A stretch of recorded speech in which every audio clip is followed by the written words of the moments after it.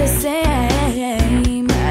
And maybe I'm just a little bit cautious of what I'm gonna say when I tell you I can't live this way. I don't know what to expect from someone who's so insane. But why can't I get through the night without another fight? I'm tired of the hurting. Is it really worth it? Am I all alone again? 'Cause I'm kind of feeling like I'm screaming with my mouth shut when it's really open.